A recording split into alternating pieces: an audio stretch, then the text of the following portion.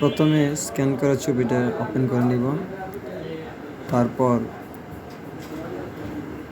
ছবিটা সিলেক্ট করে control T দিয়ে বাঁকাটা সোজা করে দিব। তারপর পাসপোর্ট সাইজ ক্রপ করে নিব, কন্ট্রোল এম চেপে ব্রাইটটা বাড়িয়ে নিব। তারপর ম্যাজিক টুল দিয়ে ব্যাকগ্রাউন্ডটা সিলেক্ট করে